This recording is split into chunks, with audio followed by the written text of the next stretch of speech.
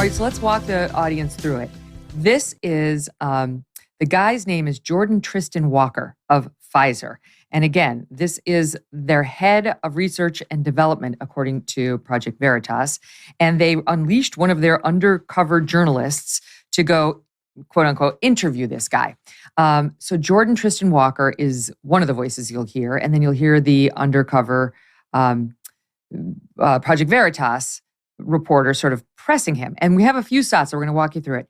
Here's the first where Jordan Walker talks about what Pfizer's doing to explore the COVID virus so that it can allegedly create a new vaccine. But what it's doing to the COVID virus sounds rather concerning. Here it is.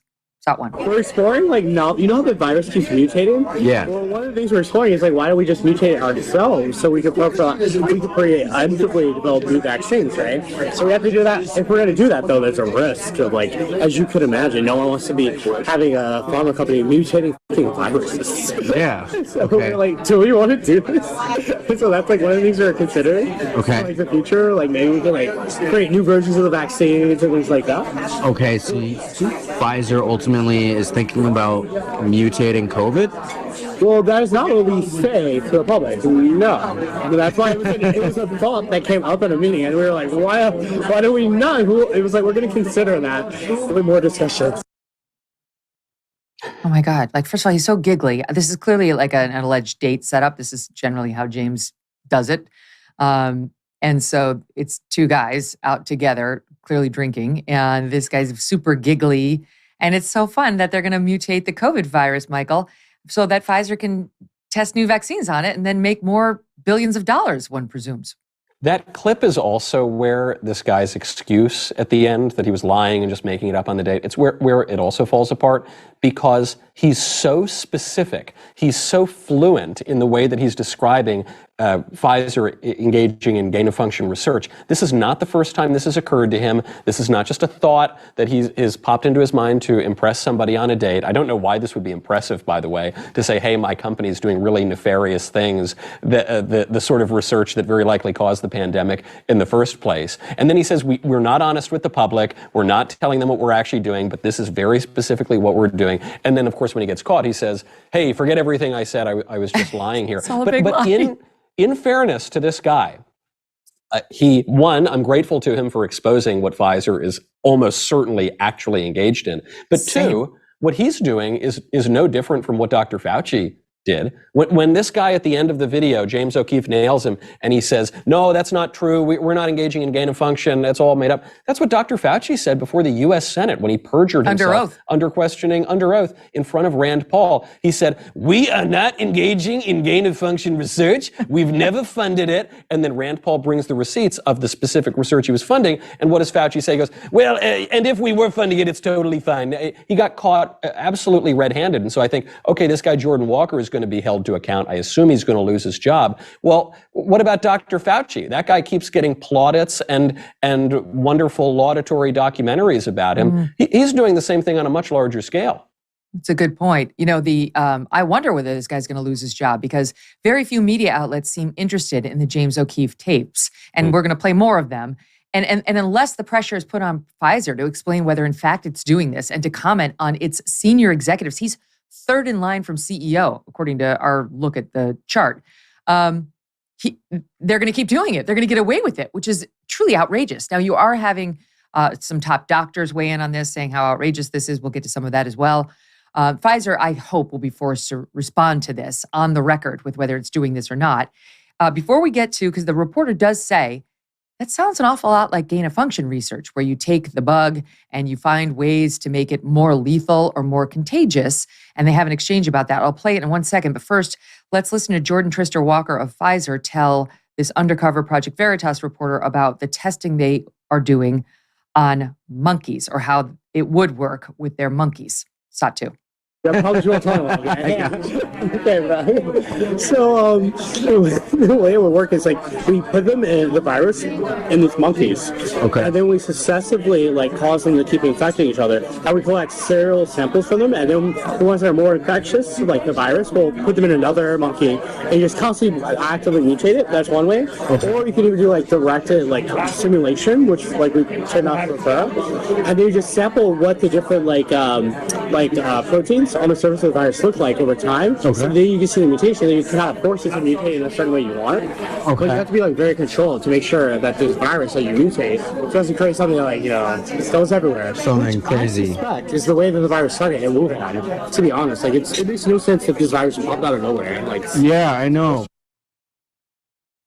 Okay, we're all with Jordan Tristan Walker on that last point. Even though this morning, literally just this morning, I listened to NPR's podcast, and the whole thing for 5 minutes. They're going off about how the virus came from a natural source. There's zero evidence it came from a Wuhan, from the Wuhan lab. It definitely came from a market. I mean, and like zero proof that it came from a lab. Where is the proof that it came from an animal? They tested 80,000 of them and never found it in any event. So now you have one of Pfizer's top executives on camera saying, this is how I suspect this man-made mutations, that the virus started in Wuhan, to be honest. It makes little sense. The virus popped up out of nowhere. Yes, tell the truth. Many of us suspected this from the beginning when the official storyline was that the pandemic came from a bad batch of bat soup at the Wuhan wet market that just coincidentally was right down the road from the Wuhan Institute of Virology where they were conducting this research. I think those of us paying attention knew what this was about from the beginning. But the good news is, I think by this point, now we're pushing 3 years later, the public has seen the evidence, and no matter what NPR says, no matter what the crooked Pfizer spokesmen say, I think people know what is up. And so we no longer trust Big Pharma. You know, living in a country where you can't even trust Big Pharma executives, what has this nation come to? And so now the question for us is, what do we do about it? These are the people who lied to us about the origin of COVID, about the virulence of COVID, about the efficacy of the vaccines, about the safety of the vaccines, about the tests that they subjected the vaccines to. They lied to us about everything, the masks and the social distancing and the whole kit and caboodle. So what are we going to do about it? I think this is the part where at least the conservatives, if not more good faith liberals and people in the center, will go in and say, we need to wield the political order to punish Pfizer and to regulate Pfizer. And it becomes a big problem because of the issue of regulatory capture. Very often, the agencies that are supposed to regulate these companies are totally beholden to these companies or being funded by these companies. Hold that thought, because I definitely want you to talk more about that. But I'm going to tee it up first. I'll get us there in the story as we tell the story together. So undercover journalist listens to this guy saying, oh, we get the monkeys and then we successfully cause them to keep infecting each other and we collect the samples from them and we put it in another monkey and you just constantly actively mutate it. And says, so this is going to be something, we have to be really careful though, because we could create something like, that just goes everywhere. And that's when he makes the point, like, that's what I think happened in Wuhan. Now, this is crazy because let's keep in mind the people who we believe did it in Wuhan were Chinese scientists working for the Chinese government and with the help of Peter Daszak's group, EcoHealth Alliance, this scientific research group here in the United States that we all fund. But it wasn't a drug company who would stand to benefit to the tune of $80 billion. That was revenue for Pfizer last year. It's very complicated when you have the person who's going to fix the problem creating the problem, right? That's a bridge too far. Not to say it's not a bridge too far to have the others doing it. So here we are. That's the problem. Now the undercover journal says, gee, it really sounds like gain of function. Kind of sounds like the thing where you take the virus and make it more contagious or more dangerous. And here's that exchange in part, Sat 3. I mean, when is Pfizer going to implement the mutation of all these viruses? I don't know. It depends on how the experiments work out. Because this is just like something we're trying, right? It sounds like gain of function to me. I don't know. It's a little bit different. I think it's different. It's like it's definitely not gain of function. It sounds like it is. I mean, it's okay.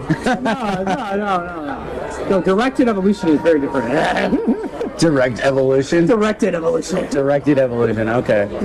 Well, so, I mean, is that what it is?